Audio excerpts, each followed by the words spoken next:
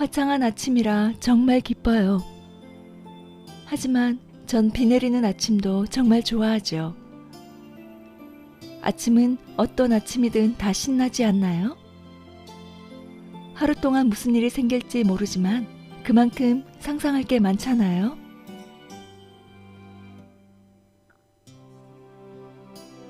세상이 나에게만 너무 가혹하다고 느껴질 때가 있다. 내가 뭘 그렇게 잘못했다고 나를 이토록 아프게 하는 건지. 세상이 나를 외면하는 것 같아서 기운이 쭉 빠진다. 그런 시기가 올 때마다 내가 외치는 마법의 주문이 있는데 그 문장은 놀랍게도 감사합니다이다. 어떤 행동을 할 때마다 감사한 부분을 찾아서 무조건 감사하다고 되뇌는 것이다. 아침에 일어났을 때만 해도 감사함을 붙일 수 있는 건 수십 가지가 된다. 침대에서 일어나면서 이렇게 푹신푹신한 침대를 만들어주신 침대 회사 관계자분들 감사합니다. 배를 채우려고 우유를 마실 때 나에게 우유를 나눠준 젖소에게 감사합니다. 양치질을 하려고 칫솔에 치약을 짤 때 칫솔과 치약을 만들어주신 공장장님 감사합니다. 예를 들면 이런 식이다. 모든 것에 감사함을 붙이는 이유는 진실을 바로잡기 위해서다. 세상이 나를 버린 것처럼 느껴지지만 세상은 나를 버리지 않았다. 아침에 일어났을 때 눈을 뜬 것만 해도 세상이 나를 버리지 않았다는 증거로 들기에 충분하다.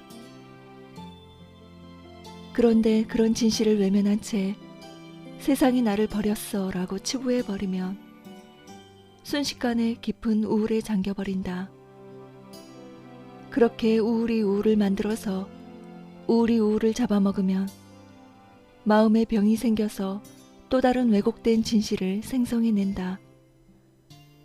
왜곡된 진실만 접하다 보면 세상에 대한 오해가 쌓이게 되고 오해만 가득한 세상을 아예 싫어하게 되어버린다. 사람은 자신이 가진 것을 잘 못 보고 가지지 못한 것을 더 잘 보는 경향이 있다. 가진 것은 이미 당연한 것이 되어버렸기 때문이다. 너무 사소하고 당연한 것들이라 고마운지 몰랐던 존재들을 떠올려보자. 하나씩 나열하다 보면 나는 못 가진 것보다 가진 게 많은 사람이고 잃은 것보다 지킨 게 많은 사람이라는 걸 깨닫게 된다. 우울이라는 창이 자꾸 나를 찌르면 감사라는 방패를 써보자. 그 방패는 모든 우울을 막아줄 수는 없지만 내구성이 강해서 적어도 하루는 버티게 해준다. 20대 후반이 될 때까지 무엇을 해야 할지 잘 몰랐다. 정확히 말하면 무엇을 하고 싶어 하는지는 알았는데 무엇을 해야 할지는 모르는 상태였다.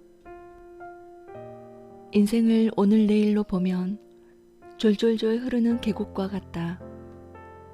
하지만 넓게 보면 계곡에서 흐르는 물이 강으로 가고 강에서 흐르던 물이 바다로 가는 것처럼 인생도 크게 보면 결국 살아내는 것이다. 그저 살아가면 되는 것이다. 물론 살아가는 과정에서 성공과 실패가 있을 테고 실패했을 때 안 좋은 평가를 받을 수도 있다. 하지만 그 평가도 결국 그 순간의 평가다. 내가 죽기 전까지는 그 실패가 진짜 실패였는지 성공을 위한 걸음이었는지 아무도 알 수 없다. 죽기 전까지는 사람에게 무슨 일이 일어날지 아무도 예측할 수 없는 게 인생이니까. 그러니 내가 무엇을 해야 할지 몰라서 계속 가라앉을 때는 몸에 힘을 빼고 내 마음만 들여다보자. 내 몸을 긴장하게 만드는 통상적인 기준, 남들의 시선, 들려오는 평가는 잠시 닫아두고 내 마음을 들여다보며 힘을 빼려고 해보자. 그렇게 힘을 빼면 어느새 물리로 몸이 떠올라 나를 숨쉬게 해줄 테니까. 내가 행복하지 않을 땐 행복을 위한 준비가 필요하다고 생각했다. 학교를 다닐 땐 시험을 준비했고, 회사에 들어가기 전에는 취업을 준비했고, 연애를 하기 전에는 썸을 타며 준비했다. 행복이 정확히 어떤 건지도 잘 모르면서 내가 지금 속한 상황 속에서의 내 마음이 더 나아가기를 바라는 마음으로 행복을 빌었다. 그래서 꿈을 찾으려 했고, 돈도 아득바득 모으려 했고, 여러 분야에 있는 사람도 많이 만나고 다녔다. 그런데 이상하게 아무리 애를 써도 이게 행복이다 싶은 확신이 들지 않았다. 크게 나쁜 건 없는데 그렇다고 확실히 좋은 느낌도 없는 맹탕의 맛이었다. 하지만 그런 싱거운 기분조차도 오래가지는 못했다. 금방 또 일이 잘못되어서 나에게 흙탕물을 튀길 것 같은 불안감에 휩싸였다. 내 기분이 상하기 전에 얼른 행복을 준비해서 방어태세를 갖추자는 생각뿐이었다. 그렇게 나는 행복해지기 위해 행복해지는 준비만 열심히 했다. 행복의 준비가 필요하다는 생각을 부셔준 건 그럼에도 불구하고라는 문장을 만나고 나서였다. 누군가를 사랑할 때 상대방의 단점이 보여도 그럼에도 불구하고 사랑해주라는 것이었다. 돌이켜보니 나도 누군가를 사랑할 때 그럼에도 불구하고 사랑했었다. 나를 서운하게 만들어도 어떤 점이 마음에 안 들어도 사랑하니 다 괜찮다고 보듬어주며 계속 만났다. 사랑하니까 괜찮다는 생각은 억지로 꺼낸 것이 아니었다. 진심으로 사랑하니까 고민할 겨를도 없이 이미 괜찮아져 있었다. 누가 가르쳐 준 것도 아니었고 오랫동안 준비를 해서 괜찮아진 것도 아니었다. 괜찮으니까 괜찮았다. 여기서 행복에 대한 힌트를 얻었다. 누군가를 사랑할 때의 내 모습에 행복을 대입했다. 어떤 시련이 와도 그럼에도 행복할 수 있다는 태도를 가졌더니 행복을 위해 무언가를 준비해야겠다는 생각이 더 이상 들지 않았다. 지금 내가 서 있는 곳이 행복이니까, 나는 이미 행복 안에 들어가 있으니까 준비할 필요가 없어진 것이다. 불행이 닥칠까봐 초조해야 하던 마음도 차분해졌다. 어떤 일이 잘못되어도 그럼에도 불구하고 괜찮아 라는 마음을 선택하면 겉으로 보기에는 일이 잘못되었어도 속으로는 아무 문제가 없는 상태가 되었기 때문이다. 일이 잘 풀려야 행복해지는 것이 아니라 이러면 이런 대로 행복이고 저러면 저런 대로 행복이라는 것. 행복해지기 위해 아등바등하며 살지만 아등바등하며 살지 않는 게 행복 그 자체라는 것. 저 멀리에 있어서 나와 닿지 못하는 것을 사랑하는 것이 아니라 손을 뻗으면 닿는 곳에 있는 것들을 사랑하는 것. 많은 것이 변화되어야 행복해지는 것인 줄 알았는데 내 눈앞에 보이는 있는 그대로의 것들이 알고 보니 전부 행복이었다. 초등학교 1학년 때쯤 우리 집 환경이 별로 좋지 못했다. 친척들은 나를 볼 때마다 엄마가 많이 힘드시니까 착하게 행동해야 돼 라고 말씀하시며 착한 아이의 이미지를 상기시켰다.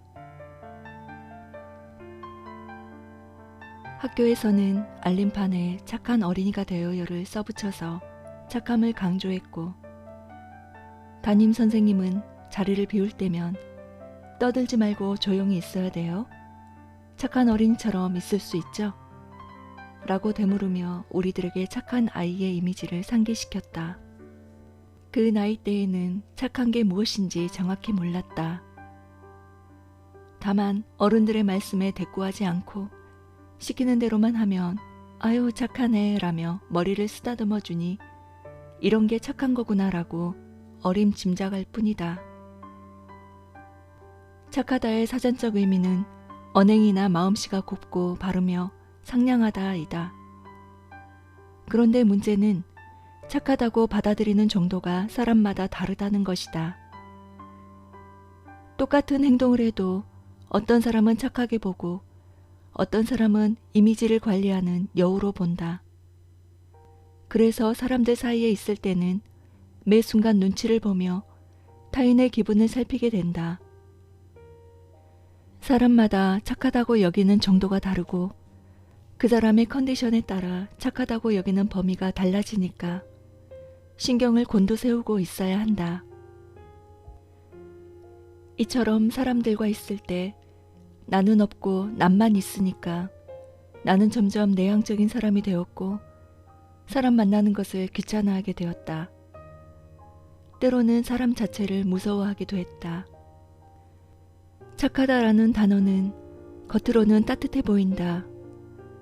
남을 위하고 분위기를 잘 맞추고 유연한 사람처럼 느껴지게 하니까. 하지만 다른 방향에서 보면 남을 위해 나를 버리는 폭력적인 단어로도 느껴지기도 한다. 틀에 가둬놓고 눈치를 보게 만들고 다른 사람에게 피해 주지 않으려고 나 자신에게 피해를 준다. 착한 사람으로 살라는 말을 오래 듣다 보면 나를 나로 바라보지 못하고 남이 바라보는 나를 나 자신으로 여기게 된다. 착하다는 건 늘 남의 평가가 뒤따르기 때문이다. 그렇기 때문에 남의 시선이 무섭고 남을 의식하게 되고 남을 기준으로 두게 된다. 그래서 내 자존감의 높이는 타인에 의해 결정이 되고 곁에 누가 있느냐에 따라 내가 달라진다. 위태로운 삶을 살아가는 것이다. 착한 사람이 아니라 나에게 좋은 사람이 되어야 한다. 그래야 심리적으로 안정이 된다. 모든 순간을 안고 가지 않아도 된다. 모든 인간관계를 안고 가지 않아도 된다. 남을 위하는 것도 좋고 분위기를 깨지 않는 것도 좋고 유연한 사람이 되는 것도 좋지만 전부 내가 괴롭지 않은 선에서 이루어져야 좋은 것이다. 다른 사람들이 다 즐거워도 내가 즐겁지 못하면 그것들조차 노동이 된다. 지금보다 더 당당하게 살아도 괜찮다. 회사도 중요하고 인간관계도 중요하고 돈도 중요하지만 아무리 중요해도 나보다 중요하진 않다. 나를 잃어가면서 해도 되는 일은 없다. 그러니 착하다라는 단어에 갇혀서 나를 옥죄는 일은 하지 말아야 한다. 한창 자존감이라는 키워드에 관심이 많을 때 관련된 콘텐츠를 많이 찾아봤다. 거기에 대부분 등장하는 키워드가 특별이라는 것이었다. 나라는 사람은 이 세상에 단 하나밖에 없고 하나밖에 없는 특별한 존재이기 때문에 스스로를 사랑해줘야 한다는 내용이 항상 빠지지 않았다. 자존감이 낮았던 당시에는 그 문장이 머리로는 이해가 되는데 마음으로는 무언가가 걸린 것처럼 매끄럽게 받아들여지지가 않았다. 나라는 존재가 단 하나밖에 없는 건 알겠는데 그게 특별한 건가? 아무리 봐도 특별한 것 같지는 않은데 특별한 구석이 없는데 어떻게 특별하다고 생각하라는 거지? 이런 생각들이 꼬리에 꼬리를 물었다. 자존감이 올라가고 난 뒤 이런 질문을 남겨둔 일기장을 다시 읽어봤더니 특별하다는 표현을 내가 오해하고 있었음을 깨달았다. 나는 특별하다라고 표현할 때의 특별은 우월의 개념에서 해석하는 것이 아니었다. 보통 너 되게 특별하다 라고 재능을 칭찬할 때 그 문장 앞에는 다른 애보다 라는 문장이 함축되어 있다. 거기에 익숙해져 있다 보니 자존감에서 특별함을 찾을 때도 무의식적으로 나는 다른 애보다 특별한 게 없는데 라고 끊임없이 되새겼던 것이다. 자존감에서의 특별함은 존재의 의미를 두는 것이었다. 길가의 빈 꽃들도, 정글에 사는 상위 포식자들도, 똑똑한 사람들도 명줄이 닿으면 죽는다. 결과적으로 죽어야 하는 세상에서 살아있는 것만으로도 기적이라는 것이다. 그러니 존재하는 것 자체만으로도 특별하다는 의미다. 자존감을 높이기 위해서는 나의 장점만 바라보며 스스로를 높게 평가하는 것이 아니라 내 성격 이런 거 나 다 알고 있어. 괜찮아. 이런 모습도 나인걸? 이렇게 의연하게 받아들여주는 자세가 필요했다. 나를 분석하며 장점과 단점을 나누고 단점을 외면하려고만 하니까 존재 자체가 특별하다는 문장을 받아들이지 못했던 것이다. 나를 소중하게 여긴다는 건 나의 장점만 보는 것이 아니라 단점 또한 똑바로 보고 그것이 나임을 인정하는 것이었다. 장점만 가지고 있는 완전체가 되고 싶어 하는 건 욕심이다. 이 세상에 완벽한 건 없으니까. 그러니까 머릿속에서 완벽이라는 단어를 없애버리는 게 낫다. 완벽한 것을 정의해두면 완벽에 집착하게 되니까 완벽하지 않은 건 다 버리고 싶어진다. TV에서 에메랄드빛 바다라고 표현할 때 나는 그게 과장된 표현인 줄 알았다. 다른 사람이 찍어 놓은 사진을 봤을 때도 색감을 보정한 줄로만 알았다. 그런데 실제로 내 눈으로 바닷속을 들여다보자 에메랄드빛 말고 다른 표현은 생각나지 않을 만큼 푸르고 맑았다. 동화 속에서나 접했던 내용이 눈앞에서 펼쳐지니 감동적이기까지 했다. 스노클링을 끝내고 배 위에 올라와서 가장 먼저 했던 생각은 내가 돈 모으는 것에 급급해서 이렇게 예쁜 걸 못 보고 살았구나 라는 후회였다. 성인이 되고 경제적으로 자유로웠음에도 돈만 보고 사느라 마음이 가난함에서 벗어나지 못했던 것이다. 나름 잘 살고 있다고 생각했는데 상처받은 청소년에서 성장이 멈춘 채 시간만 보내고 있었을 뿐이었다. 곧 사라질 것만 같은 행복을 쥐어보려고 오늘이 아닌 내일을 살았다. 오늘 하루를 버려가며 모질게 살면 더 나은 미래에서 살고 있는 나를 마주할 수 있을 것 같았기 때문이다. 마치 평생을 살 수 있을 것처럼 마구잡이로 산 것이다. 사람의 목숨은 유한하고 언제가 내 마지막인지도 정해져 있지 않다. 그리고 세상은 넓고 다양해서 내가 경험해보지 못한 게 훨씬 더 많다.